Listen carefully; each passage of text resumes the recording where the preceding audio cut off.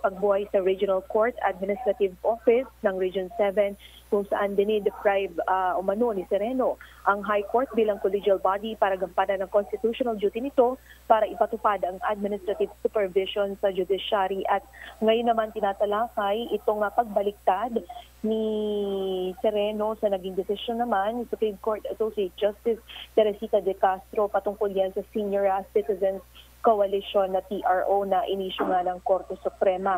At kanina pinagtatalunan din kung paano imamarathon itong nasabing pagdinig na una dyan, November 27, 28 and 29. Gusto nilang talakayin muna yung unang dalawang grounds, yung culpable violation of the Constitution and corruption. At isusunod sa December 4, 5 and 6, betrayal of public trust and other high crimes naman yung kanilang bubusisiin sa mga araw na iyon. Kinakailangan, pagkatapos ng December 6, mayroon na silang committee vote, may committee report na rin, at ito na yung bubuo sa articles of impeachment na kanilang iaakyat sa Senado na siyang magsisilbing impeachment court. At inaasahan na sa December 13 ay mapagbobotohan na ito sa plenaryo. At ngayon, hindi pa naman final yan, no, kasamang Rod, ngayon ay ongoing pa nilang pinag-dedebatahan ito. At pakinggan natin ngayon ang nagaganap pa rin na pagdinig sa House Committee on Justice, kaugnay pa rin sa impeachment case ni Supreme Court Chief Justice Maria Lourdes Sereno. In your verified complaint, footnote number 16, you lifted your allegations in 4.2.2 from a Manila Times item, Justice blasts Sereno over TRO mess. The Manila Times, June 4, 2013. For our ready reference, I am directing the committee secretary to produce and furnish the members of the committee a copy of this news item, the Manila Times, June 4, 2013. Let me proceed now, Attorney Gadon. If Your Honor, please. Better yet, Attorney Gadon, para mas mabilis yung proseso natin, why don't you submit to us kung meron kang mga leads, kung sino yung mga pangalan na yan, you better guide us so that it will be easier for us to subpoena or identify the people, the witnesses, and or the documents. So, kasi ikaw ang complainant, alam mo yung storya nito. I hope that you've done your assignment by looking at the details so that you'll be able to substantiate. And that is the very purpose of this meeting or hearing, for you to substantiate it. So kami, clarificatory lang kami, pero kung hindi mo kami ililid dito, lalo tayong maghahaba eh. Mr. Chair. Last two questions lang po ako. So, ganun lang. If the justice will allow, just for my education, sir, I truly like to ask the Honorable Vice Chairman, just so that I could understand it clearly, yung previous points niya, if he will allow. Sa inyo, sir, hindi po sa, para lang malinaw po sa akin. As the saying goes, how can I refuse the Honorable Belmonte? Thank you very much, Mr. Justice. Nahirapan lang po ako kasi I have no actual trial practice sa Supreme Court. Pero sa street practice ko ho, RTC, MTC hanggang CA po, pag naka-recess po ang court, di ba po pwede naman yung presiding justice ang mag-issue ng TRO? Pag ang EJ, ang presiding justice, pwede ho siya yung mag-issue ng TRO. Kanino naka-assign yung court? Para lang ho clear sa akin. Would that same rule apply also sa taas po? That is a matter that has to be explained by Associate Justice De Castro. I've not been with the Supreme Court. I've been only with the Court of Appeals. In the Court of Appeals, yes, sir. Even if we are on recess, yes, sir, our presiding justice cannot touch the case that has been assigned or raffled off to particular justice. That is in our internal rules of the Court of Appeals. I would assume that the Supreme Court has its own internal rules that would govern the conduct of all justices in relation to particular cases as filed with the Supreme Court. Thank you very much for that. And I will just reserve my questions after that.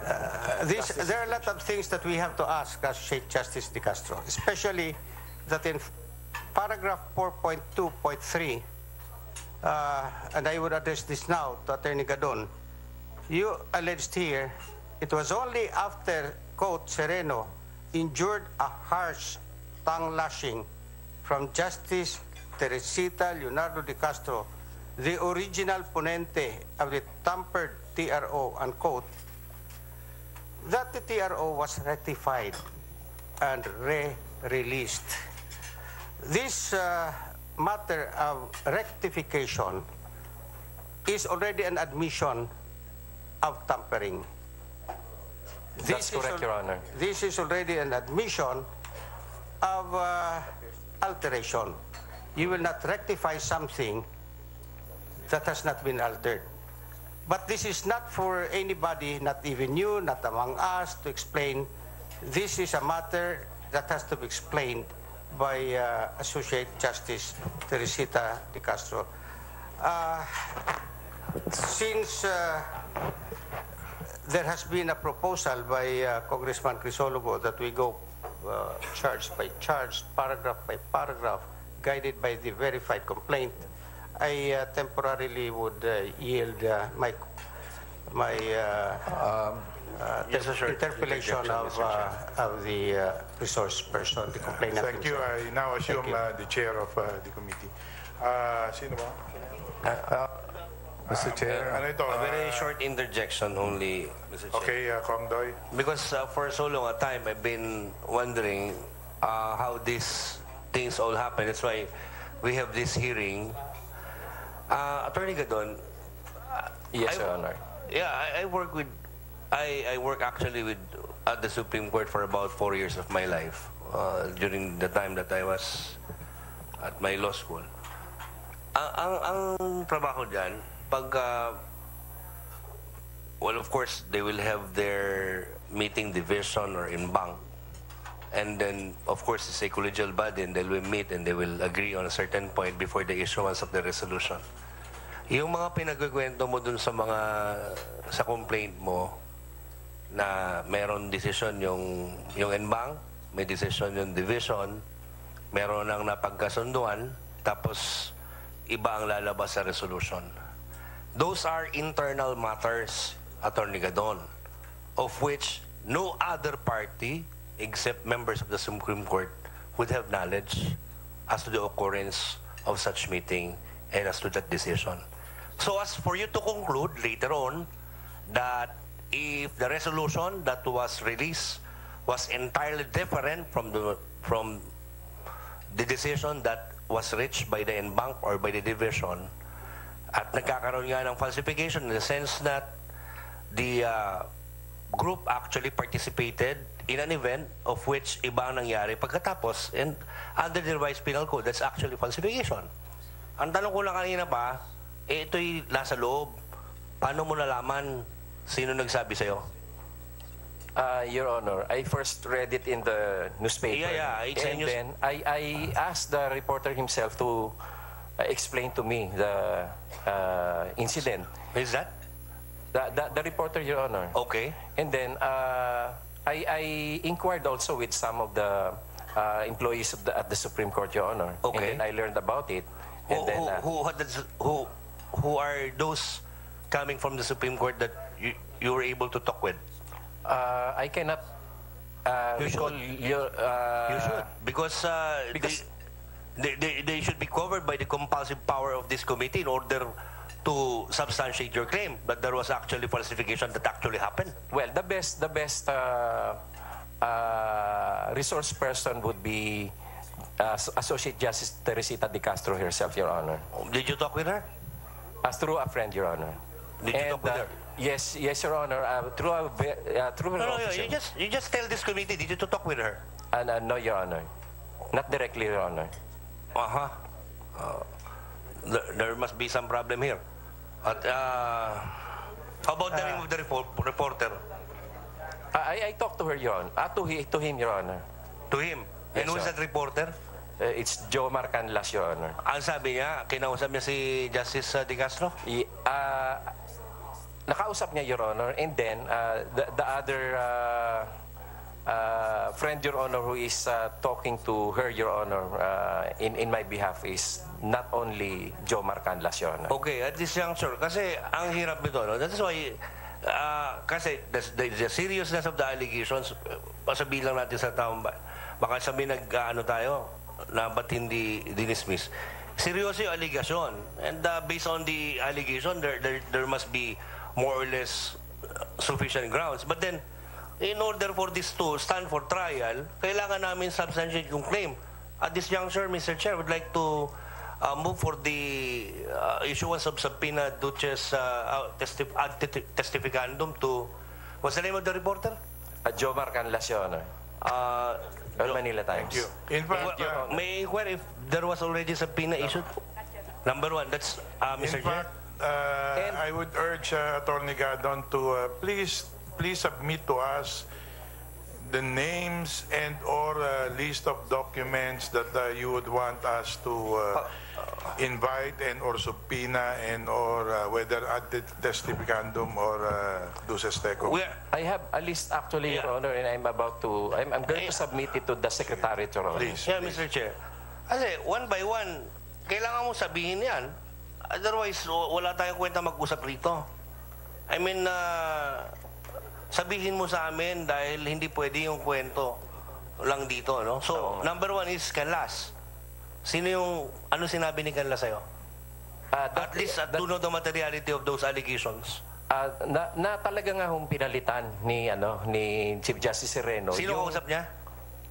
Ito si Joe Marcanlas, Your Honor. Yeah, sino kausap ni Canlas? Si Associate Justice De Castro, Your Honor. At this juncture, Mr. Chair, may I know if the invitation was already sent? Okay. Okay. The best resource person to shed light on this, Your Honor, actually, Pangalawa, is Associate Justice De Castro. Meron na. Pangatlo, sino pa yung nakausap mo na nagkikwento sa iyo sa loob? Kasi hindi mo pwedeng malaman yan nang wala nagkikwento sa iyo sa loob. Your Honor, it took quite a long time ago, and I can no longer recall the names, Your Honor. Aba, mahirap because yan. Your Anyway, Honor, Anyway, you already have a list. Let the committee Honor. look into it, and then we will invite and or subpoena. But you will always be here to clarify on these points through the clarificatory questions of the members. Yeah, Mr. Chair, I submit. But then, together with the list to be submitted by Attorney Gadon as the complainant, enumerating the list of persons to be invited, with an indication per person, the materiality of the allegations that we will be able to secure from them. Because, so as to the committee to apprise whether there is sufficiency as to the testimony to be given by those persons to be invited, Mr. Chair. The committee will... In the last hour, the name of Associate Justice... DZXL Special Coverage. That Time Check was brought to you by Everest Aircon with healthy air filter that helps provide safe and healthy air for the family. Available in leading appliance centers nationwide. That Time Check was brought to you by Kala Detergent Floral Fresh. Kahit madaming labada, ang fresh mo, girl. Magandang hapon, girls! Si Jody ulit. Habang may araw pa, magsampay muna ng labada. Huwag ma-stress, mga bes! Mag-Kala Detergent. May light and fresh fragrance that lasts all day para ang fresh mo, girl! Kala Detergent Floral Fresh. Dahil may light and fresh na bango, feeling presko ka with Kala Detergent Floral Fresh. No matter what they tell us. Two of the most successful boy bands in British music chart history, Keith Duffy of Boyzone and Brian McFadden of Westlife, have gotten together to form Boys Life. Boys Life, performing a selection of Boyzone's and Westlife's greatest hits. It's only December 4 at the Kia Theater. Boys Life, live in Manila. Tickets at ticketnet.com.ph and all regular Ticketnet outlets. It's all about stories, laughter, and the music of Boyzone and Westlife. Boys Live from Ovation Productions and DZXL 558. Watch Brian McFadden of Westlife and Keith Duffy of Boyzone relive the best moments of their career and perform their hits live in Manila on December 4 at the Kia Theater. Boys Life is presented by Ovation Productions. Ticket prices are 5,750 pesos, 4,750 pesos, 3,750 pesos, 1,750 pesos, and are available at www.ticketnet.com.ph and all regular Ticketnet outlets. Magandang hapon, girls! Si Jody ulit. Habang may araw pa, magsampay muna ng labada. Huwag ma-stress, mga bes! Mag-Kala detergent. May light and fresh fragrance that lasts all day para ang fresh mo, girl! Kala detergent, floral fresh. Dahil may light and fresh na bango, feeling presko ka with Kala detergent, floral fresh. If eyes could talk sa mga adik sa Facebook, warat ng mga mata nyo. Baka i-dislike na kayo. Executive Optical for state-of-the-art facilities and expert eye care. Love your eyes. If you love your eyes, come visit EO Executive Optical today for expert eye care. With over 100 branches nationwide to serve you, EO has been voted by consumers as a Reader's Digest Trusted Brand 2016-2017 Platinum Awardee. White Rose Kojic Whitening Soap. Dermatologist tested, your Kojic wish come true. Don't you wish the regular Kojic soap you use gave you more? When there's a wish your heart believes. Ang wish mo, nandito na. Introducing new White Rose Kojic Whitening Soap.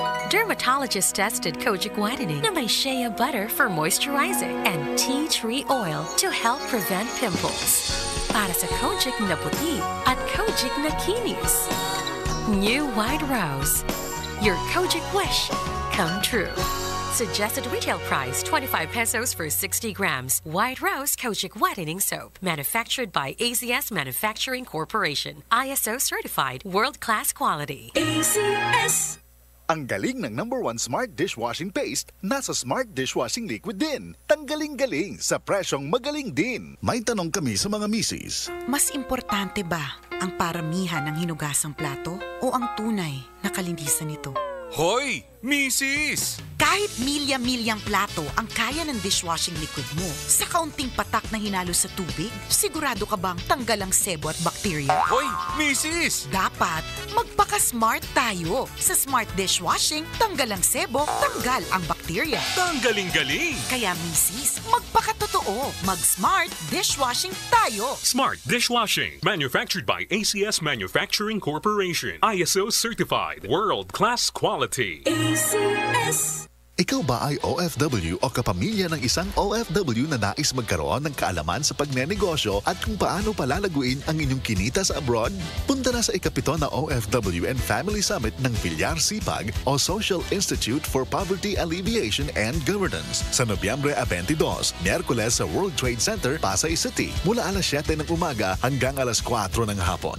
Makinig sa kwento ng tagumpay ng mga kababayan nating entrepreneur at magkaroon ng pagkakataong manalo ng mga pangkabuhayan showcase at house and lot mula sa Camellia Homes. Upang makasali sa raffle, magdala o magsumite ng kopya ng passport ng kapamilyang OFW, proof of remittances, seaman's book, job contract at iba pa. Libre ang entrance fee. Magrehistro online sa www.ofw.summit2017.villarsipag.org o tumawag sa 551-1871 para sa ibang katanungan. Kita-kits! Tibayan na ang iyong loob with Tanduay at sa regalong hatid ng RMN Big Christmas Raffle Promo 2017. Para makasali, ipagpalit sa pinakamalapit na IFM at RMN AM stations mula Lunes hanggang Biyernes ang isang cap ng Tanduay Rum 5 years, 250 ml o 375 ml o 750 ml. O kaya naman isang cap ng Tanduay Light, 375 ml o 750 ml upang makakuha ng tig-5 raffle coupons. Ang Ang raffle coupons mo, maaaring maging cash linggo-linggo up to 500,000 pesos sa grand draw. Napakalaking pamaskong regalo ang ipamimigay kaya sali na! Hatid sa inyo ng Tanduay. Tibay ng loob, tibay Tanduay. Drink responsibly at ng RMN at IFM. Promo runs from October 30, 2017 to January 12, 2018. See posters and flyers for details. Per DOH FDA CFRR permit number 1471 series of 2017. Gawing mas masarap with real chocolate ng Malkist ang inyong Pasko. Real na real ang chance mong manalo with Malkist chocolate at sa regalong hatid ng RMN Big Christmas Raffle Promo 2017. Para makasali, ipagpalit sa pinakamalapit na IFM at RMN AM stations mula Lunes hanggang Biyernes ang 2 empty packs ng Malkist Chocolate 24 grams upang makakuha ng isang raffle coupon. Ang raffle coupons mo maaaring maging cash linggo-linggo up to 500,000 pesos sa Grand Draw. Napakalaking pamaskong regalo ang ipamimigay kaya sali na! Hatid sa inyo ng Malkist Chocolate, so crunchy with real chocolate at ng RMN at IFM. Promo runs from October 30, 2017 to January 12, 2018. See posters and flyers for details. Per DOH FDA CFRR permit number 1471 series of 2017. Mas magiging better ang Pasko mo with Tang at sa regalong hatid ng RMN Big Christmas Raffle Promo 2017. Para makasali, ipagpalit sa pinakamalapit na IFM at RMN AM stations mula Lunes hanggang Biyernes ang 2 empty litro pack sachets ng alinman sa mga sumusunod. Tang Orange, Tang Pomelo o Tang Guyabano upang makakuha ng tig-isang raffle coupon. Ang raffle coupons mo maaaring maging cash linggo-linggo up to 500,000 pesos sa Grand Draw. Napakalaking pamaskong regalo ang ipamimigay kaya sali na! Hatid sa inyo ng Tang. Your best Tang made even better at ng RMN at IFM. Promo runs from October 30, 2017 to January 12, 2018. See posters and flyers for details. Per DOH FDA CFRR permit number 1471 series of 2017. DZXL News Break. Magandang hapon mga kasama, narito po mga balita para sa oras na ito. Legalidad ng pagtaas po ng toll fee sa NLEX, kinuwestiyon ni Senator Joel Villanueva. Ang kasama mo sa balita, Radyoman Grace Mariano. DZXL Report. Kinwestiyon nga ni Senator Joel Villanueva ang legalidad ng pagtaas ng toll fee na ipinapatupad kamakailan sa North Luzon Expressway o NLEX. Ito ay makaraang tumaas ng 25 na sentimos kada kilometro ang singil sa NLEX simula nang maipatupad ang toll hike noong November 6. Nais ding mabatid ni Villanueva kung may sapat na abiso at public consultation na isinagawa ang Toll Regulatory Board o TRB bago inaprubahan ang nasabing toll increase. Di ni Villanueva, ang naturang pagtaas ng toll fee ay hindi makatarungan at pasakit sa taong bayan. Ikinatwiran pa ni Villanueva na sa dami ng dumadaang sasakyan sa NLEX ay hindi malayo na magkaroon ng domino effect ang pagtaas ng toll fee sa presyo ng mga pangunahing produkto na ibinabiyahe sa NLEX. Kasama mo sa Senado, Radyoman Grace Mariano ng DZXL 558, Tatak, RMN. Maraming salamat, Radyoman Grace Mariano. 6 na miyembro ng Abu Sayyaf Group na aresto po ng militar matapos nagtangkang mangotong sa isang fishing company sa Sulu. Ang kasama mo sa balita, Radyoman Rhea Mamogay. DZXL Report. Arestado ang 6 na miyembro ng Abu Sayyaf Group sa isinagawang operasyon ng Joint Task Force Sulu sa Tongkil, Sulu, Kamakalawa. Ayon kay Joint Task Force Sulu Commander Brigadier General Cirilito Sobihana, naaresto ang mga ito matapos ang nangyaring engkwentro sa pagitan ng 7 miyembro ng ASG at mga mangingisdang sakay ng commercial fishing boat na Nancy 888 sa Saluping Island sa Sulu. Nagtangka umunong mangoto ang mga bandido sa mga sakay ng fishing boat pero lumaban ang mga biktima dahilan ng pagkasawi ng boat captain at tagapagluto ng fishing boat, habang hindi naman natukoy ng militar kung may nasawi sa panig ng 7 mga bandido. Agad namang nagsagawa ng maneuver ang mga barko ng militar sa bahagi ng Mamongan Island, Tongkil, Sulu pasado alas 2 ng hapon noong Lunes dahilan ng pagkakaaresto sa 6 na Abu Sayyaf member. Nakuha sa mga ito ang isang baril na M16 rifle. Sa ngayon nasa Zamboanga City na ang mga naarestong bandido at isinasa ilalim sa investigasyon para sa pagsampa ng kaso laban sa mga ito. Kasama mo sa Campo Aguinaldo, Radyoman Rhea Mamogay ng DZXL 558, Tatak, RMN. Maraming salamat Radyoman Rhea Mamogay at 5 steel firms sisiyasatin ng DNR dahil sa ilang paglabag sa environmental laws. Ang kasama mo sa balita, Radyoman May Goyagoy. DZXL Report. Iimbestigahan ngayon ng Department of Environment and Natural Resources ang 5 steel mills sa paggawa ng mga bakal sa bansa dahil sa masyadong mataas na antas ng ibinubugang polusyon sa hangin na isang paglabag sa batas pangkalikasan. Sa isang statement, sinabi ni Environment Secretary Roy Cimatu na iniutos na niya sa Environment Management Bureau na bumuo ng isang lupon na titingin sa posibleng paglabag ng Melter Steel Corporation, ang Real Steel Corporation at hindi ng Wan Chong Steel Corporation na nakahimpil sa Pampanga, hindi ng Metro Dragon Steel Corporation sa Caloocan City at Davao Mighty Steel. Ayon kay Cimatu, posibleng may paglabag ng mga steel firms na ito sa Republic Act 8749 o Clean Air Act of 1999. Kasama mo sa Quezon City ang inyong radyoman Mike Guyawi ng DZXL 558 Tatak RMN. Maraming salamat Radyoman Mike Guyagoy at yan po ang ating mga balita para sa oras na ito. Sa karagdagang balita at impormasyon, bumisita lamang sa aming website rmn.ph. Like us on Facebook, RMN News Nationwide, The Sound of the Nation. Follow us on Twitter, twitter.com/newsrmn. Watch us live through YouTube, DZXL 558 Livestream at sa Facebook Live, RMN News Nationwide, The Sound of the Nation. Magandang hapon, ako po inyong Radyoman Rod Marcelino at balikan natin si kasamang Conde Batak live pa rin mula po dyan sa Kamara. Kasamang Conde. Yes, kasamang Rod, ongoing ngayon ang panggigisa nitong si Juan ang Edukasyon, Party List Representative Salvador Belaro kay Attorney Larry Gadon at masyadong nababad nga tayo dito sa pagbaliktad umano ng TRO sa ginawang pagbaliktad ni Supreme Court Chief Justice Sereno doon sa TRO na inisyu nga ni Associate Justice De Castro patungkol pa rin sa Senior Citizens Coalition. At kanina nababanggit nitong si Attorney Gadon na hindi niya direktang nakausap itong si Justice De Castro patungkol doon sa TRO na binaliktad nga ni Sereno sa Senior Citizens Coalition, kundi nakausap lang niya ito through a friend. Ang tinutukoy niya ay yung reporter na si Jomar Canlas ng Manila Times. At sinasabi nitong si Attorney Gadon na itong si Jomar Canlas ang kausap mismo ni Associate Justice Teresita De Castro na totoo ngang binaliktad ang TRO decision ng nasabi nga Justice. At ngayon, pinagtatalunan nila yung nasabing alegasyon nga laban kay Chief Justice Maria Lourdes Sereno. At dagdag pa dyan, kanina minusyon na lahat na lamang ng mga justices ay tatawag, pero sinabi nitong si Congresswoman Gwen Garcia na ipatawag lamang kung sinong mahistrado ang kinakailangan na magsalita dito sa Justice Committee. At hinda natin, balikan muli natin itong nagaganap na pagdinig pa rin sa impeachment case ni Chief Justice Maria Lourdes Sereno. Or the division chairperson for his or her action. Okay. Wala akong sinabi doon na kailangan ikonsulta o hindi. Sabing pwede.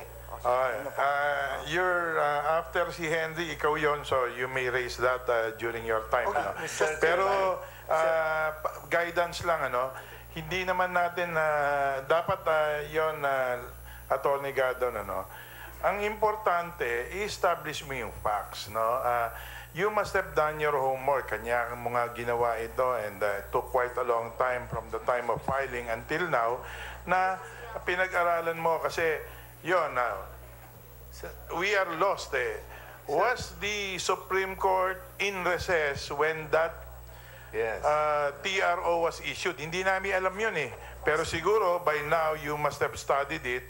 And so these are the things that we want to elicit from you para ma-establish yung mga yung factual circumstances that will enable us to make our own conclusions on whether the Chief Justice should be impeached. Having said that, I will now recognize si Henry. Mr. Chairman, just one comment. Mr. Chairman. You know, the only way we can resolve this, Mr. Chairman, is if the Justice herself will be here and if we will have a copy of their internal rules, of course, that we can ask them. But wala pa tayo. We will go there. But in the meanwhile, we do not want to waste this opportunity for us to get already some of the facts factual circumstances that will lead us nearer where we should go. No? So, okay, Henry, Mr. you Chair have the lang, floor. kasi akong Si Henry muna. Your Honor, Isang point point lang sana. Thank you very much, Mr. Chair. I have just few questions to Attorney Gadon. In this allegation of falsification under GR number 206844-45, no, the very same subject matter that we are discussing now, well, we don't have the internal rules as I was listening the interpellation of the other congressmen, but there is an explanation in the answer of the Chief Justice, which I would like you to refute or reconcile your position on this matter. The Chief Justice said in her answer that there is no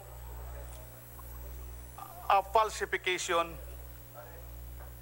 in the TRO against COMELEC proclamations, because what was submitted was only a draft. And if it is a draft, naturally, it is subject to possible revision prior to final approval. And that if the Chief Justice revises the draft, she is just merely exercising her inherent authority and discretion on a recommendation from a member in charge, which the Chief Justice decided not to fully adopt. So in that case, she denied that there was no falsification committed on that TRO because that is within the Chief Justice's own authority. And furthermore, the Supreme Court in Bank thereafter took no action to reverse, modify, and or revoke the TRO issued by Chief Justice Sereno, and instead issued a status quo ante order. How would you reconcile your position in this answer of the Chief Justice? Your Honor, the mere fact that Associate Justice Teresita De Castro has already completed the draft means that the exercise of the Chief Justice in a situation given by Honorable Congressman Belmonte is no longer existing. Because meron na nga draft eh. The rule, the internal rules that was cited by Honorable Congressman Kit Belmonte applies only if there is no justice already assigned to that case. But in this case of senior citizens, Your Honor, it was already assigned to Associate Justice De Castro, meaning that it has already been deliberated by the division that was handling the case. So therefore, hindi na mag-a-apply yung rule na sinasabi ni Honorable Congressman Belmonte. No, and therefore, Chief Justice Sereno, not being a member of that division, can no longer replace it. Attorney Gadon, for purposes of clarity and understanding, can you please educate me your understanding on what does a draft means? Is a draft already final that has to be signed, or a draft can still be revised by superior authority? Can you please educate me with your understanding? May I raise a point of order, Mr. Chairman? May I raise a point of order? What is the point of order? Please state the rule being violated. Mr. Chairman, are we supposed to ask for the opinion of the witness on certain issues? Because when we try to come out to find out whether or not there's probable cause here, we want to establish whether the allegations are factual, whether there's basis for the allegation. If we keep on asking the complainant on his opinion on certain matters, this is no longer finding of probable cause. And we have to establish that he's an expert on a certain issue before his opinion on a certain matter becomes relevant to the proceedings. Mr. Chair, that's a clarificatory question. In order to guide this representation, in my exercise in how to vote later on in this particular issue. But please refrain from asking opinions. Tama si Congressman Fortundo na the opinions will not really matter insofar as the witness is concerned. What we're trying to elicit is yung facts. Yeah, but so if we will direct our questions to establish facts, that will enable this committee to better or base our decision on matters. That is the purpose of preliminary hearing. Ma-establish natin ng facts from which we will base our conclusion and or decision on. Yeah, that's why, Mr. Chair, I am asking from the witness because he is already making a conclusion that there is a falsification. And I am asking whether this draft cannot be revised. Because there is now an answer given to us by the respondent that it is her inherent authority to revise whatever be the recommendation of the member in charge of that case, which will be submitted in the form of a draft. If Your Honor, please, not being a member of the Supreme Court, and I do not know if he is well versed on the rules, internal rules, it will be difficult for him to make that or for him to answer that. Kasi can you, anong question? Can you change the draft? No. That is internal. Ang dapat lang nating i-establish, pinalitan ba yung draft? Yes. Diba? Meron bang draft? Nasaan ang draft? Then you present to us the draft or at least a statement. Kanya nga kanina, hinihingan ka ng affidavit kung meron kang affidavit, and that is what you should have done prior to this hearing, na na-establish mo na yan by getting the recital of facts from the witness himself, na sinasabi mong ipapatawag natin. It will be difficult for us and we will be at the mercy of yung schedules natin kasi baka hindi pwede si Justice De Castro on that particular date. Meron tayong 3 days lang eh. We don't want to use the subpoena or coercive powers to the extent possible. Pero kung this will derail us from performing our mandate of completing this within 60 session days, the committee will do so. So, you help us substantiate your charges by, siguro ikaw na gawan mo na, lawyer ka naman, kunin mo na sila ng mga affidavits para mas madali tayo, and then kung sino man yung mga other witnesses that you feel and you think would be able to establish your cause, then kunin mo na rin yun, and then kami, we will now decide or conclude based on whatever evidence we have, but this must all be coming from facts, not opinions and or legal conclusions. Yes, Your Honor. As a matter of fact, Your Honor, Justice Teresita De Castro is very much willing to execute an affidavit and to testify, Your Honor. Yun, that will help, no? Para yes, Your Honor. pagtatanong namin sa kanya, meron na rin kaming pagbabasihan yung affidavit niya. Yes, Your Honor. Okay, Mr. Chair. Mr. Chair. I still have the floor. So, sige, please, I'll just wind up. So I will reserve that question probably when Justice De Castro will testify on whether or not the changing of the draft is within the inherent authority of the Chief Justice. Yes, Your Honor. Thank you very much, Mr. Chair.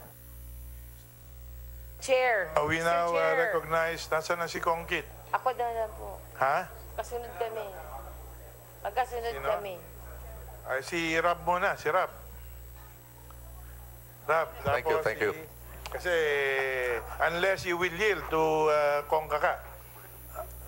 Kasi pagkatapos mo, si Kakana eh. Okay. I think it will greatly help when we resolve this issue about the falsification of the TRO. If we first hear from the complainant, which one was falsified, the draft or the TRO itself? It cannot be the TRO because in falsification, you make it appear that some person appeared in the proceeding or etc. But in this case, she signed it herself. How could she falsify her own TRO? So it must be the draft. So the question is, when you filed this complaint, did you not come to think about this question, Mr. Attorney Gador? Why did she have to give the draft to the Chief Justice? Why did she not sign it herself and issue it herself? Why did she have to give this draft to the Chief Justice, if not for her to make modifications?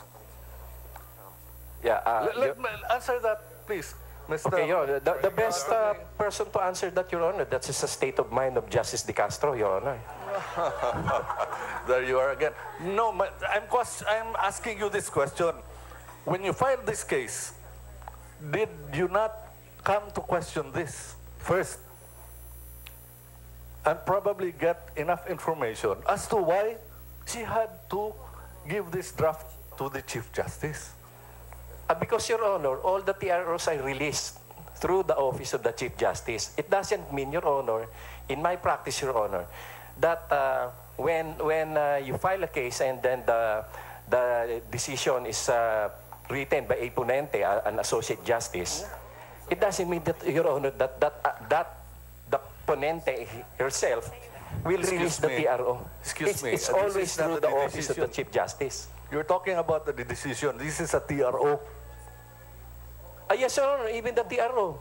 Everything is released through the Office of the Chief Justice. You said that, can you cite the case that you practiced in the Supreme Court regarding where you got this experience? Your Honor, I have a law office, the Antonio Abad and Associates, and we come all across all kinds of cases there, Your Honor, from the MTC, RTC, Court of Appeals, and I can no longer So again, you have no personal remember knowledge in the this. hundreds of cases that we've handled. So again, you have no specific knowledge and information on this? Well, Your Honor, please, this incident can be best explained by Justice De Castro. I have already laid down in my complaint the incident, and so I am requesting, Your Honor, that the invitation be issued to that has Associate been Justice. resolved earlier. So You have that assurance only from a person that you talk to, not personally from Justice Castro, that she will come and testify? Yes, Your Honor. Because I trust the person that I am talking with. Who is that again? When we get there, Your Honor, I will prove that she will come, Your Honor. I hope we will not be wasting our time here. No, Your Honor. She will come, Your Honor, and she will issue the statements. In our place, we say this, bason po lamang.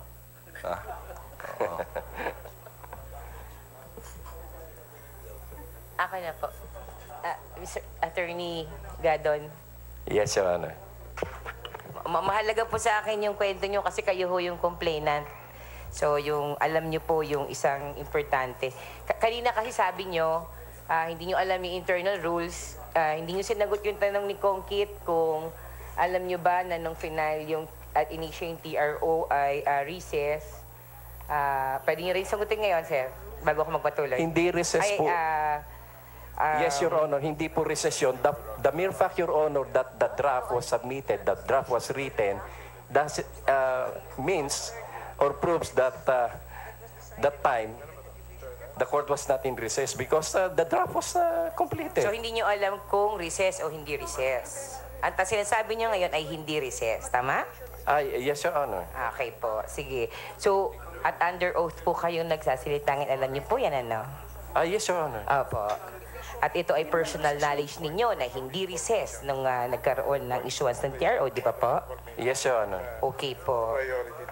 Apo. Sige po. So, ang sinasabi nyo, kanina, paulit-ulit, nakikinig ako kasi iniintindi ko talaga ang inyong complaint na kayo ang nag-file at sinabi nyo ay may personal knowledge kayo sa mga pangyayari.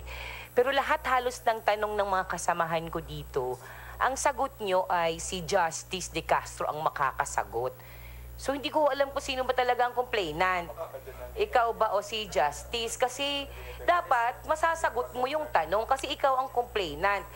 Ang tanong kanina ni Chair, tulungan mo kaming maghanap ng mga dokumento at testigo. Pero kung ang makakasagot pala ng mga basic questions lang naman namin dito, kung kailan nangyari, anong kaganapan, ang sagot mo ay ibang tao palang makakasagot, hindi ko alam po kung sino ang complainant dito. Gusto ko lang muna ng-express. So, ang tanong ko po ay, familiar ho ba kayo dun sa internal na proseso na nangyari nung na-apply ang TRO at nagkaroon ng draft at nagkaroon ng issuance ng TRO ni Chief Justice? Alam niyo po ba yung buong pangyayari niyon? Yun pong proseso na ang kung sino yung ponente, yun po yung gumagawa ng decision ng isang case o ng TRO, ay yun po ay aware ako dun sa internal rules na yon. Ngayon, yun naman po sinasabi po ninyo na nagdidepende lang ako doon sa kung ano man ang magiging testimony ni Associate Justice De Castro at yun lang ang aking basihan, ay gusto ko po sanang i-remind din po ang Justice Committee na yun pong aking mga allegations ay base po sa mga certified true copies, public documents issued by the Supreme Court. Hindi ho natin kaya nga po sinasabi ko na yung mga kaya nga po sinasabi ko na yung authenticity at yung incidents na yon ay mapuprove din ng mga taong nag-issue at yung nakakaalam at yung mga nangangalaga ng mga records na yon. Sige po.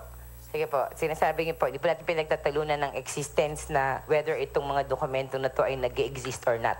Ang gusto ko pong maintindihan ang inyong kaalaman sa kasong inyong isinampa. Yun po ang gusto kong mas maintindihan kasi kayo po ang complainant. Yun po kaalaman ko. Sandali po ako lang po muna. I'm sorry po. Pinatapos kita eh. Oh, yes ma'am. Okay. Sorry po. Opo. At sinasabi ko nga, nalilito ako kung sino talaga ang complainant dito kasi hindi mo naman kasi naipapaliwanag dahil turo ka ng turo ng ibang tao. At si Justice pa ang tinuturo mo. Medyo nakakalito lang. At gusto ko lang yun at this point, Mr. Chair, i-emphasize, wala na po akong dagdag na tanong. Your Honor, ang nire-refer ko po sa complaint ko ay mga resolutions na. It requires no question na tinapos na niya. So, we will now move to the next interpellator. And bakit? Winave na ba niya, no? Ni Kit, Congressman Kit Belmonte.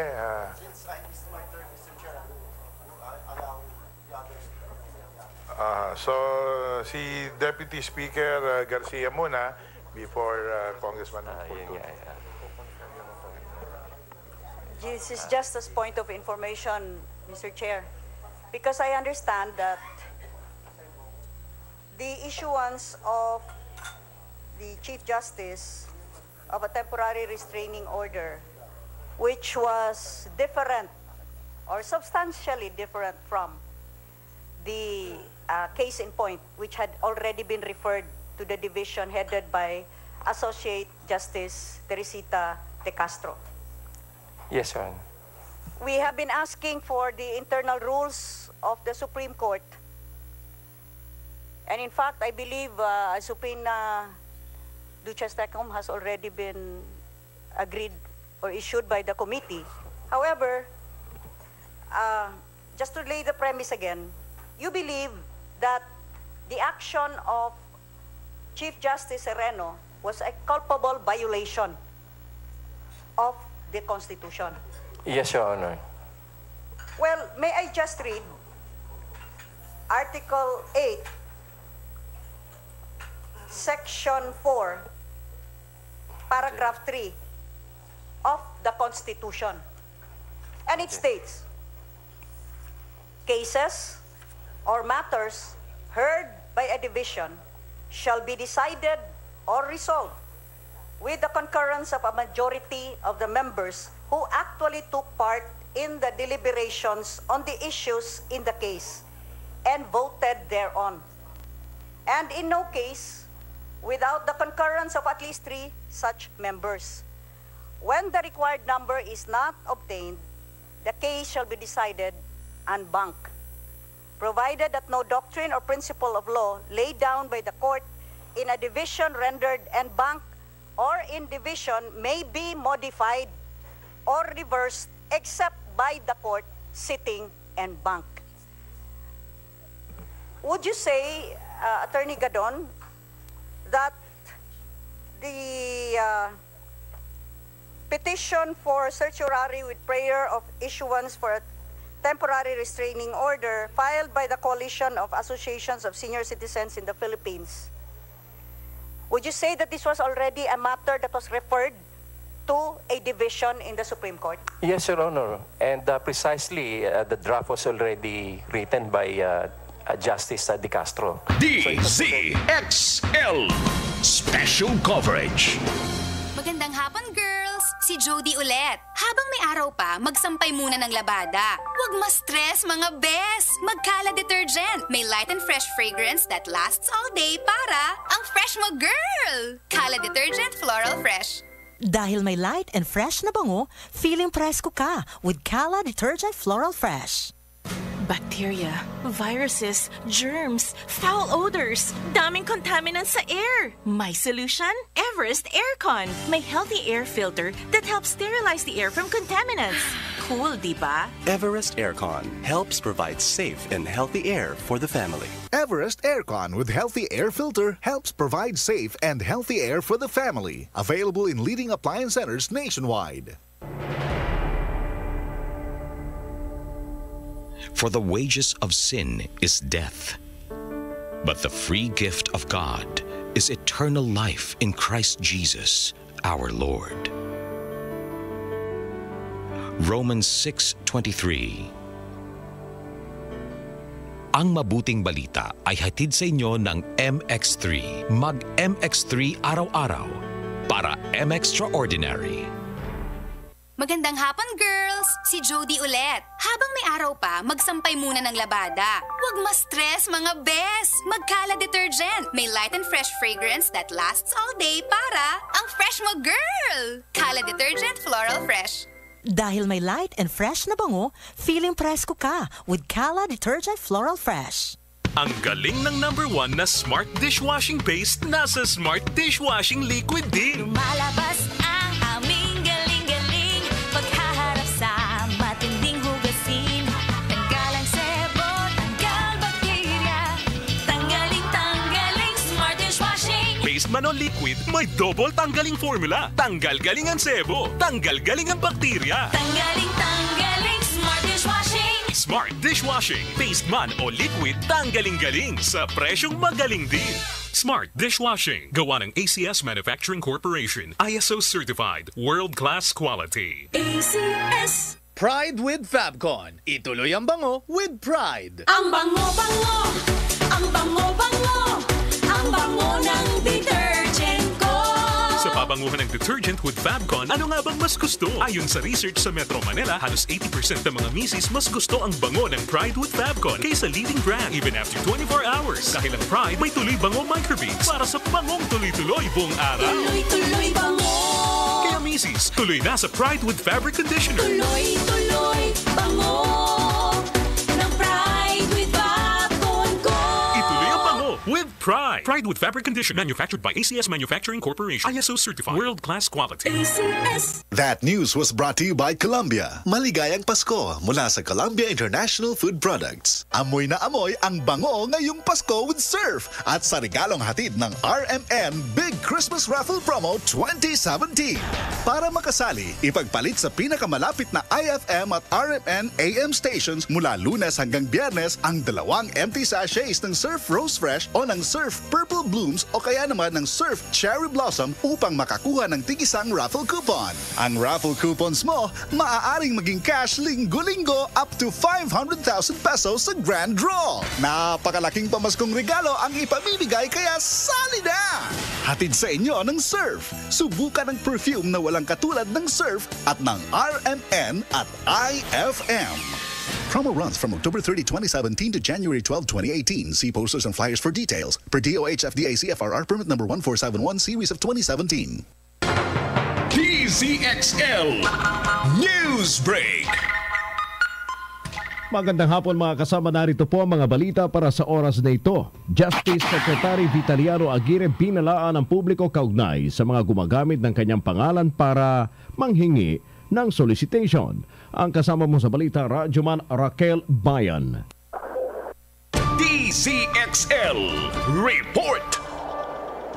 Kasama niya binalaan ni Justice Secretary Vitaliano Aguirre na mananagot sa batas sa mga individual na ginagamit ang kanyang pangalan o nagpapanggap na kanyang representante upang makahingi ng donasyon. Ayon kay Aguirre, bagamat mayroon nga siyang mga outreach program na nanggagaling umano ang pondo ng mga ito sa sarili niyang bulsa at sa mga donasyon na nagmumula sa kanyang mga kaibigan. Wala umano siyang binigyan ng pahintulot na mag-solicit o manghingi ng anumang forma ng donasyon para sa mga ito. Kaugnay nito, ayon sa kalihim, sa oras na magkatanggap ng ulat o makaranas ng kaparehong pangyayari, magkabubutian niya na ipagbigay alam agad sa kanyang tanggapan o sa mga otoridad. Kasama mo sa Maynila, Radyo Madrakal Bayan ng DZXL 558 at RMN. RJ Nieto naman tinawag na minor distraction ni Senator Antonio Trillanes. Ang kasama mo sa balita, Radyoman Angel Ronquillo. DZXL Report. Hindi tinuturing na big deal ni Senador Antonio Trillanes si Ray Joseph RJ Nieto na nasa likod ng Thinking Pinoy Vlog. Inilarawan pa ni Trillanes si Nieto bilang isang minor distraction. He is a minor distraction, to be honest. Kailangan ko lang harapin kasi mamimihasa yan. Pero kaya hindi niya pinalampas si Nieto ay para matuto at magtanda. Importante aniya sa isang vlogger na may basihan na mga pinapost ito sa social media. Kanina naghain na ng kasong libelo sa Senador Trillanes laban kay Nieto sa Pasay Prosecutor's Office. Nagugat ang reklamo kaugnay ng vlog ni Nieto kung sa may pagtawag ni US President Donald Trump kay Trillanes bilang little narco at drug lord. Kasama mo sa Pasay City ang inyong Radyoman Angel Ronquillo ng DZXL 558, Tatak, RMN.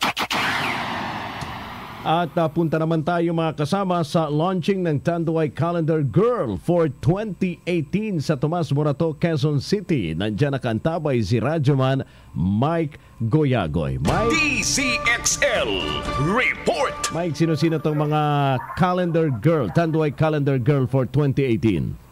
Radyoman Rod, ngayon pa lamang ay nananabik na ang lahat para malaman kung sino itong pinakamagandang dilag na magbibit-bit Okay. Isa lang, Mike. Nitong Isa lang Tanduay ito. Ram dito ngayon sa gagawing launching para sa 2017 Calendar Girl ng Tanduay. Isa-isa nang nagsisi dating andito ang mga panauhin at hindi ng lahat ng mga gustong matunghayan itong napakalaking aktibidad nito ng Tanduay.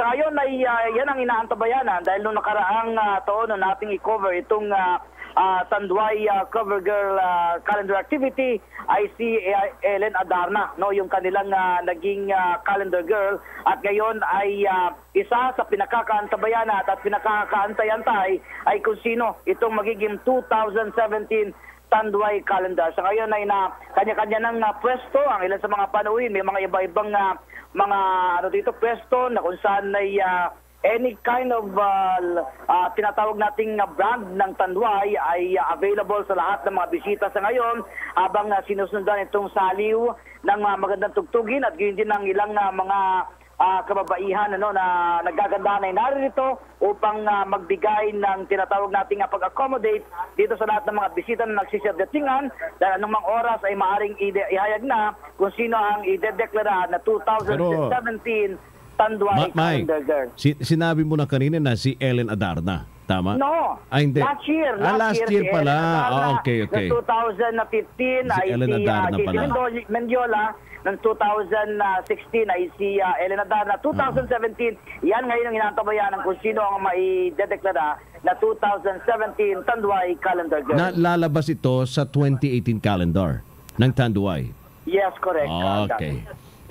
Sige, umiinom ka ba dyan, Mike? Mike? Tayo mamaya para ihayag kung sino nga ito mong idedeklara na 2017 calendar girl ng Tanduay. Wala pa rin dito sa launching ng 2017 Tanduay calendar girl ang inyong radyo man, Mike Guyawi ng DZXL 558 Tatak RMN.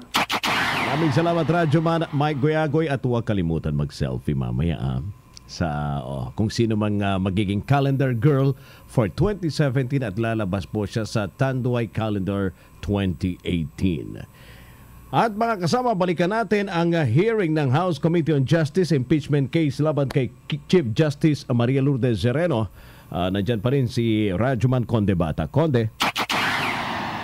Kasamang Rod, nakatenga pa rin ngayon ang mga miyembro ng House Committee on Justice. Tinatalakay pa rin nila na TRO na inisyu noon sa Senior Citizens Coalition kung saan matatandaan noong eleksyon, idedeklara or iprinoklama itong senior citizen, pero ito'y pinigilan nga ng Korte Suprema at ito'y ang naging desisyon na ito ay yung binaliktad nga nitong si Supreme Court Chief Justice Maria Lourdes Sereno. Ang tanong dito kanina ng ilang mga mambabatas ay paano ipa-falsify o pepekeen ng isang ng Supreme Court Chief Justice yung TRO at bakit draft lamang itong ibinigay ni Justice De Castro kay Supreme Court Chief Justice Sereno dahil binibigyang may kapangyarihan or may inherent power ang isang Chief Justice na kung draft lamang ang ibinigay sa kanya, may karapatan siyang i-modify o baguhin ito. Pero kanina ibinigay naman ni Congresswoman Gwen Garcia na maaari lamang baguhin ang isang desisyon ng mga miyembro ng ANBAC at hindi ng iisang tao lamang. So yun yung pinagtatalunan ngayon dahil nasa draft lamang daw, so pwedeng baguhin pa. Pero sinasabi naman ng ilang mga mambabatas na kung may babaguhin, kailangan grupo sila, yung mga members nga ng ANBAC at hindi lamang ang nag-iisa na si Supreme Court Chief Justice Maria Lourdes Sereno. At ito, nagisa na naman ng ilang mga kongresista, itong si Attorney Gadon, like kanina si Congressman Bag-aw, hindi niya maintindihan itong si Attorney Gadon dahil ang kanyang nagiging source ay isa pang tao at hindi naman niya direktang nakausap itong si Associate Justice Teresita De Castro na siyang bumuo noong TRO decision na binaliktad niya nitong si Chief Justice Sereno. At ang tinuturo niya ay yung kaibigan niya na nakausap at pinangalanan nga niya itong si Jomar Canlas na reporter na rin doon sa judiciary. At iginigit ni Congressman Bag-aw na dapat may personal knowledge at hindi turo ng ibang tao. At ngayon ongoing pa rin itong pagtalakay sa probable cause ng impeachment case ni Chief Justice Sereno at nasa pangalawa pa lamang tayo na 27 allegations na ibinabato nitong si Attorney Gadon. Pakinggan natin. Naklinaro natin was that of Deputy Speaker Gwen, no? Na sinabi niya yung constitutional provision. At sinasabi dun sa constitutional provision, hindi na pwedeng pakialaman ng kung sino without the benefit of an unbanked hearing or decision yung pagbabago ng action of a division. And then, ang clarify lang naman ni Vice Chair Veloso is yung matter of yung definition ng falsification na it can also be committed na hindi siya kasali sa pirmahan o siya yung pumirma pero hindi niya or she attributed an act that is not in conformity with the action of a division. So yun yung kinaklaro natin dito through those points of information raised by our members. Can I comment on that? Regarding the comment of Representative Garcia, those rule applies only when there is already a decision. There is already a decision, but here we're still talking about a draft. There is already a decision. That means we have to. Mr. Chairman, That means we have. No, there is still no decision here. In fact, there's still a draft. The draft is the decision. Rob, pwedeng magpa-follow through lang ako, Rob. Ano? Okay. Now you are questioning their point of information. Will you now raise your point of information? Na sinasabi mo, that is only with respect to a decision. Now, pag temporary restraining order, of course, that is not a decision. What is the rule that you would like to share with us to clarify this particular point? Can you cite us the rule as a point of information also para we are on the same wavelength? I will reiterate. Kasi nag-argue lang tayo. Wala naman tayo. Reiterate the rule cited by Representative Del Monte. Sige po, basahin niyo po. Okay. Ano po yan? Rule 7, Section 7 of the Internal Rules of the Supreme Court. When the court is in recess and the urgency of the case requires immediate action, the clerk of court or the division clerk of court shall personally transmit the rollo to the Chief Justice or the division chairperson for his or her action. And I think this is practically what happened here. Chairman, Hindi pa po natin alam yan. Yan nga yung ini-elicit natin na facts from Attorney Gadon. If you have those information, why don't you volunteer it to the committee para mas maging malinaw po ang ating pag-intindi dito sa charge na ito. Mr. Chairman. And I urge you to please provide us those factual antecedents para mas malinaw po ang pagkakaintindi natin. I think it's in the answer. Okay? It's in the answer. Mr. Chairman. Hindi po. Please provide us para mas malinaw po. Mr. Chairman. Okay? The answer. The rule cited by now we recognize Congressman Crisologo. The rule that was cited by Congressman Racon refers to if the Supreme Court is in recess. The complainant has already said that it was not in recess at that time. And second, are we going to take his word for that? That's why then you prove it that he testified under oath. He testified under oath, Mr. Chairman. And second, that rule applies only if it has not yet been assigned to a division. That when the urgency requires. So that rule applies. But in this case, according to the complainant, it was already to abbreviate this, granting that it was assigned. Oath. Why did she have to gentlemen, to abbreviate this, pwede ba you submit your point of information to the committee to clarify this matter, and then we also direct Attorney Gadon to clarify this particular point. Kasi you are under oath, and if you have misled this committee, you may be liable for perjury, and or for misleading this committee. So pakiayos lang po natin. Let us not argue on this kasi maghahaba lang po tayo. Now we recognize Congressman Fortun. Thank you, Mr. Chairman. Consistent with my point of order, Mr. Chairman, I will not be giving an opinion or eliciting an opinion or rendering any conclusions. I will ask factual questions, Mr. Chairman, to establish whether or not there is probable cause, Mr. Chairman. Okay. On the allegation, Mr. Chairman, under 4.2, which says that Respondent Sereno committed a culpable violation of the Constitution when she falsified the temporary restraining order of the Supreme Court in GR number 206844-45.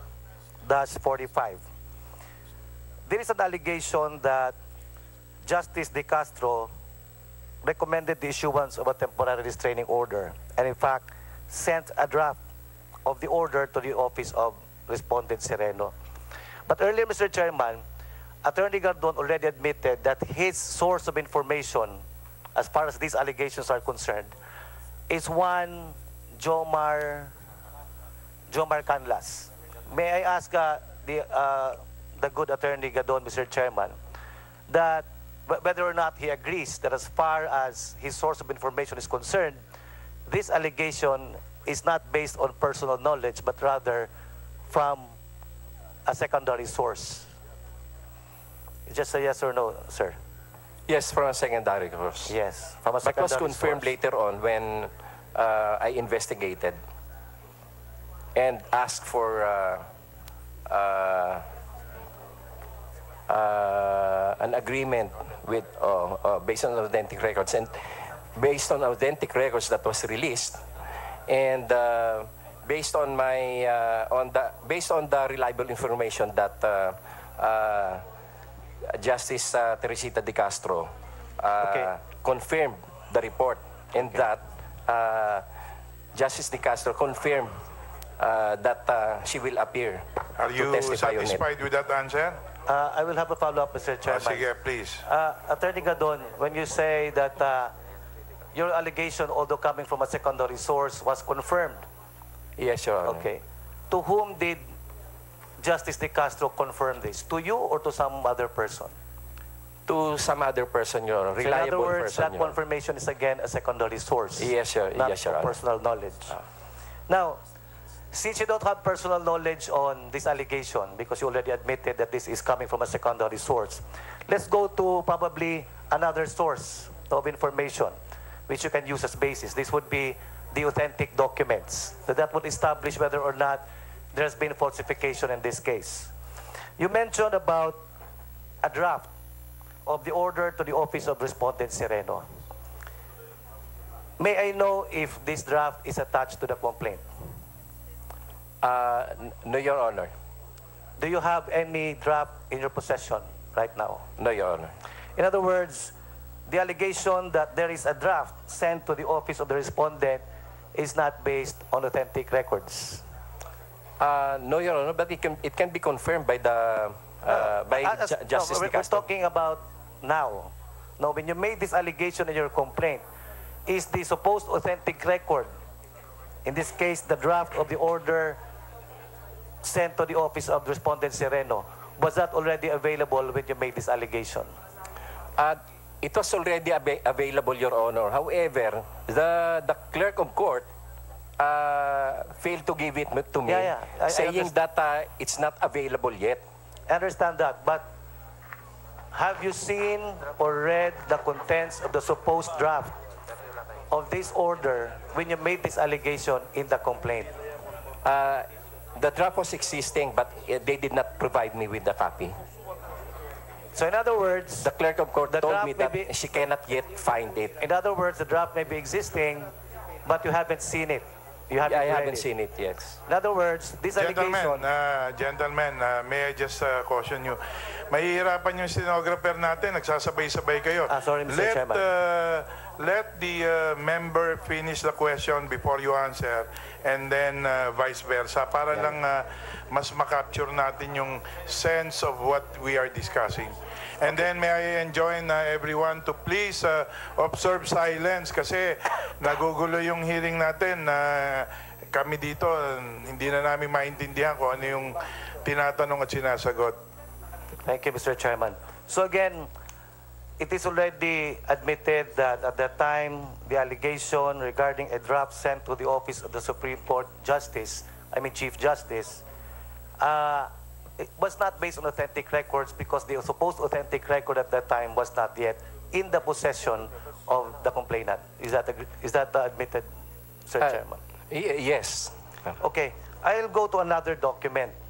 This time, the blanket TRO, supposedly issued by Respondent Sereno, stopping the COMELEC from making further proclamation, thus benefiting other groups that were not party to the case. You've made a footnote here, number 16. I went to the notation under the footnote. I thought this would refer to a copy of the TRO. But it says here the footnote is simply Justice Blast Sereno over TRO mess, the Manila Times, June 4, 2013. Do we have a copy of the supposed blanket TRO issued by the Chief Justice? attached to your complaint? None, Your Honor. None. So we don't have yet that. In other words, the allegation that Justice De Castro, the Chief Justice Sereno, issued a blanket TRO is not yet based on authentic records at the time the allegations were made in this complaint, because the authentic records supposedly were not yet available. Would you agree? I agree, Your Honor, because the Office of the Clerk of Court told me that she cannot find yet that copy. I have no problem with that. But it is agreed that at the time the allegations were made in the complaint, the supposed authentic records upon which the allegations is supposed to be based was not in your possession, or you haven't read it, you haven't seen it. Actually, Your Honor, I have a Xerox copy, but it cannot be admitted as one of the documents in the records. That is why I asked for a certified true copy. It's just that I've seen the copy, but the clerk of court told me that she cannot find yet the copy. Okay, thank you. That is why she cannot give me a certified true copy, an official copy. Thank you, Mr. Chairman. Thank you, Attorney Gadon. So at least it's admitted that the authentic record, I'm referring to the authentic record because in your verification, you said that your allegations are based on personal knowledge or authentic record. So let's not talk about the Xerox copy. Now, there's a supposedly third document, Attorney Gadon, because after the blanket TRO that was supposedly a falsification or a tampering of the original draft, merong binanggit dito sa 4.2.3, it was only after Sereno endured a harsh tongue lashing from Justice Teresita Leonardo de Castro, the original ponente of the tampered TRO, was the TRO rectified and re-released. Are we saying now that this TRO is a document other than the blanket TRO earlier issued? Yes, Your Honor. So we're talking here of three documents: the draft, the blanket TRO, and the last TRO that was supposed to be a rectification and what was re-released by the court. Do we have a copy of the re-released TRO? Yes, Your Honor. It was attached in the complaint. It was attached to the complaint. Okay. That's it, Mr. Chairman. I was just trying to establish whether or not the allegations under this under 4.2 have any factual basis to stand on. But it appears, Mr. Chairman, that as admitted by the complainant, he has no personal knowledge of the facts alleged there, supposedly, and the documents upon which these are supposedly based are not even available, Mr. Chairman. I would like to make that of record, Mr. Chairman. Thank you, Mr. for Chairman. that. Now we recognize Congressman Keith Belmonte. Thank you very much, Mr. Chair. I'm sorry. First of all, I apologize for missing my turn a while ago. I thought the Honorable Ominal would take a much longer time than he actually did. If I may proceed, Mr. Chair. Thank you. Attorney Gadon? Yes. Nag-submit po kayo dito sa complaint affidavit nyo ng Annex 4.2-2. Ito yung kopya ng TRO. Tama po ba? Yes, Your Honor. Tama po. Tama ho ba yung nakalagay sa dulo na nakasulat dito na May 28, 2013 na issue? Itong TRO na to. Yes, Your Honor. That was the date. Tama rin po ba na nasa decision ito na nandito ay en banc po ito na decision ng Supreme Court? It says here en banc. Yung TRO mismo. May I go over the records, Your Honor? Please.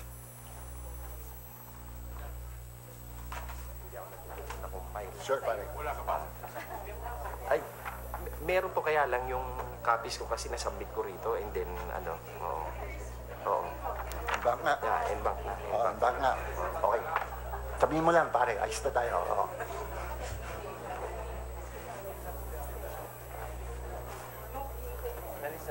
Yes, Your Honor, that's en banc.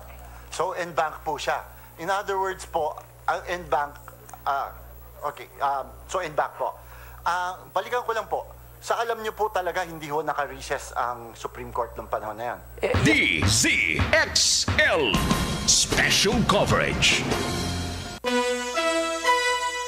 Brought to you by Surf. Subukan ang perfume na walang katulad ng Surf. This news is brought to you by EO Executive Optical. If you love your eyes, come visit EO Executive Optical today for expert eye care. With over 100 branches nationwide to serve you, EO has been voted by consumers as a Reader's Digest Trusted Brand 2016-2017 Platinum Awardee. Naririnig nyo? Nagluluto si Mang Moy. Ginisang gulay. Lagyan natin ng asin para malasa. At ayon sa Commandment number 7, iodized salt ang gagamitin ko. Stricto si Mang Moy kahit sa pagtimpla. Siyempre, para may iodine. Mahusay ito sa mga buntis dahil tumutulong sa mental at physical development ng magiging sanggol nila. Iwas goiter din. Nag-iodized salt kaya ang nanay ko nung ipinagbubuntis ako. Ano sa palagay mo, Elmer? Sundin ang 10 Commandments para sa sigla at lakas ng buhay. Paalala ng National Nutrition Council ng DOH. Magandang hapon, girls! Si Jody ulit. Habang may araw pa, magsampay muna ng labada. Huwag ma-stress, mga bes! Magkala detergent. May light and fresh fragrance that lasts all day para ang fresh mo, girl! Kala Detergent Floral Fresh. Dahil may light and fresh na bango, feeling presko ka with Kala Detergent Floral Fresh. Kamusta kapag kaya hatid ay ginhawa DGP, DGP, tagapagpagaling ng Pilipinas. The Generics Pharmacy, tagapag-alaga ng may sakit. DGP, tagapaggamot ng lahat. DGP, magtiwala dyan sa tapat. DGP, tagapagpagaling ng Pilipinas. And my people who are called by my name humble themselves and pray and seek my face and turn from their wicked ways, then I will hear from heaven, will forgive their sin, and will heal their land. 2 Chronicles 7:14. Ang mabuting balita ay hatid sa inyo ng MX3. Mag-MX3 araw-araw para MXtraordinary. Magandang hapon, girls! Si Jody ulit. Habang may araw pa, magsampay muna ng labada. Huwag ma-stress, mga bes! Magkala detergent. May light and fresh fragrance that lasts all day para ang fresh mo, girl! Kala Detergent Floral Fresh. Dahil may light and fresh na bango, feeling presko ka with Kala Detergent Floral Fresh. Nagpatingin ako sa EO Executive Optical. Paglabas ko, ako nang tinitingnan, I like! Love your eyes more with EO Eyewear that matches your mood, life, and style. EO Eyewear, only at EO Executive Optical. If you love your eyes, come visit EO Executive Optical today for expert eye care. With over 100 branches nationwide to serve you, EO has been voted by consumers as a Reader's Digest Trusted Brand 2016-2017 Platinum Awardee. Tibayan na ang iyong loob with Tanduay at sa regalong hatid ng RMN Big Christmas Raffle Promo 2017.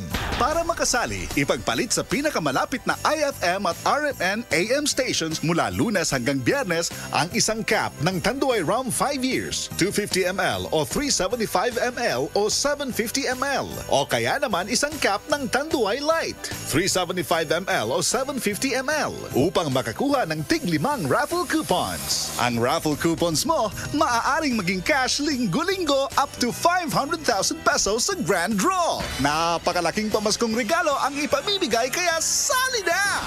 Hatid sa inyo ng Tanduay. Tibay ng loob, tibay Tanduay. Drink responsibly at ng RMN at IFM. Promo runs from October 30, 2017 to January 12, 2018. See posters and flyers for details. Per DOH FDA CFRR permit number 1471 series of 2017. White Rose Kojic Whitening Soap. Dermatologist tested, your Kojic wish come true. Don't you wish the regular Kojic soap you use gave you more? When there's a wish your heart believes. Ang wish mo, nandito na.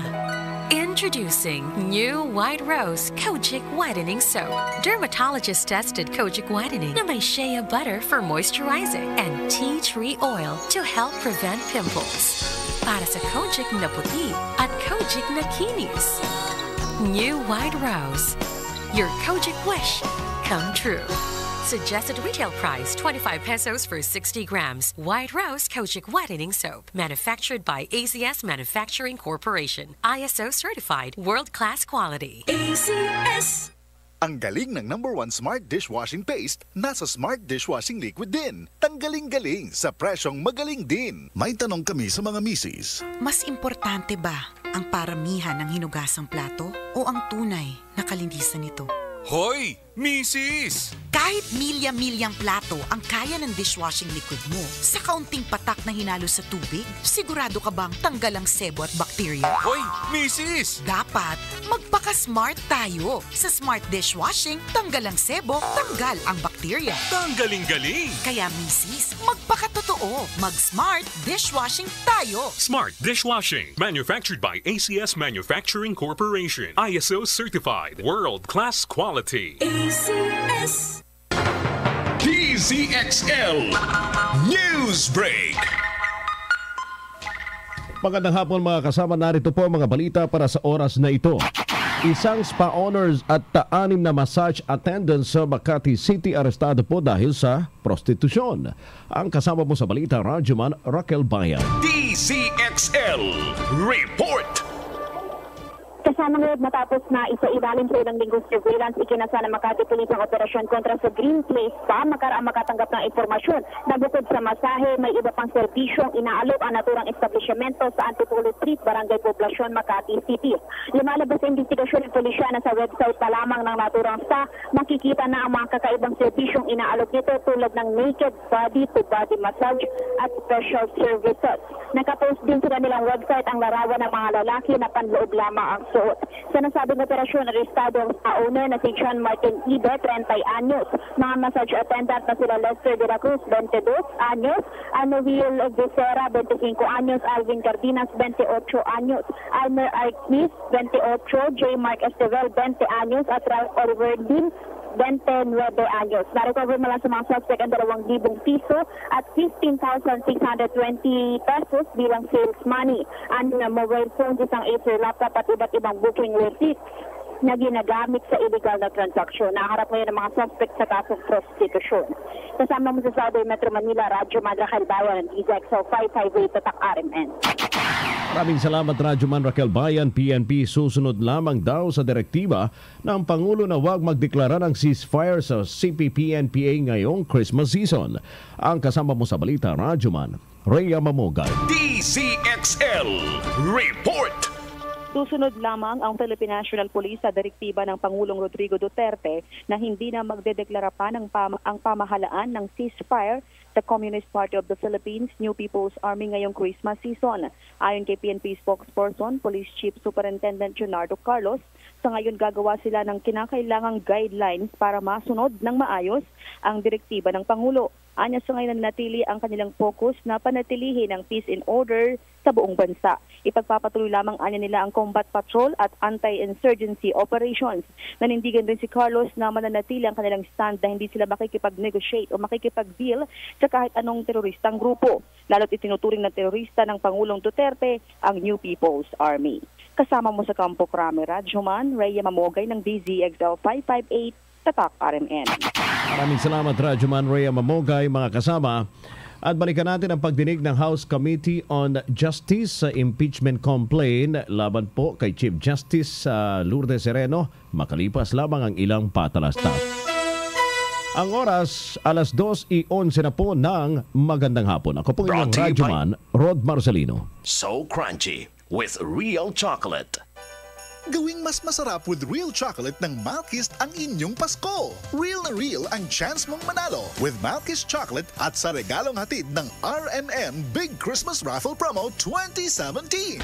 Para makasali, ipagpalit sa pinakamalapit na IFM at RMN AM stations mula Lunes hanggang Biyernes ang 2 empty packs ng Malkist Chocolate 24 grams upang makakuha ng isang raffle coupon. Ang raffle coupons mo, maaaring maging cash linggo-linggo up to 500,000 pesos sa Grand Draw. Napakalaking pamaskong regalo ang ipamimigay kaya sali na! Hatid sa inyo ng Malkist Chocolate, so crunchy with real chocolate at ng RMN at IFM. Promo runs from October 30, 2017 to January 12, 2018. See posters and flyers for details. Per DOH FDA CFRR permit number 1471 series of 2017. Mas magiging better ang Pasko mo with Tang at sa regalong hatid ng RMN Big Christmas Raffle Promo 2017. Para makasali, ipagpalit sa pinakamalapit na IFM at RMN AM stations mula Lunes hanggang Biyernes ang 2 empty litro pack sachets ng alinman sa mga sumusunod. Tang Orange, Tang Pomelo o Tang Guyabano upang makakuha ng tig-isang raffle coupon.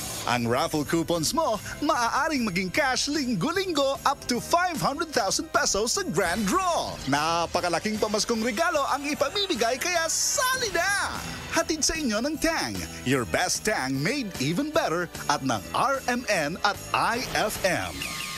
Promo runs from October 30, 2017 to January 12, 2018. See posters and flyers for details. Per DOH FDA CFRR permit number 1471 series of 2017. Kung regalo ang hanap mo ngayong Pasko, sali na sa RMN Big Christmas Raffle Promo 2017. Kada linggo, may maswerteng mananalo ng 2,000 pesos hanggang 4,000 pesos. Mas malaking papremyo ang dapat abangan sa Grand Draw dahil maaring manalo ng 20,000 pesos at 50,000 pesos. Hindi lang yan, isang maswerteng winner ang mag-uuwi ng kalahating milyong piso. Kaya ano pang hinihintay mo? Sali na sa RMN Big Christmas Raffle Promo 2017. Hatid sa inyo ng RMN at IFM. Kasama ang Tang, Milo, Malkish Chocolate, Surf, Tanduay Rum 5 years at Tanduay Light. Promo runs from October 30, 2017 to January 12, 2018. See posters and flyers for details. Per DOH FDA CFRR permit number 1471 series of 2017. DZXL Special Coverage. Recommendatory action and therefore cited Section 6, Rule 7 of the Internal Rules of the Supreme Court. Tama? Tama po. Oh, binasa na ni Honorable Belmonte kanina yung paragraph G of Section 6, Rule 7 of the Internal Rules. Pero ito lang po yung importanteng kwang ko. Kasi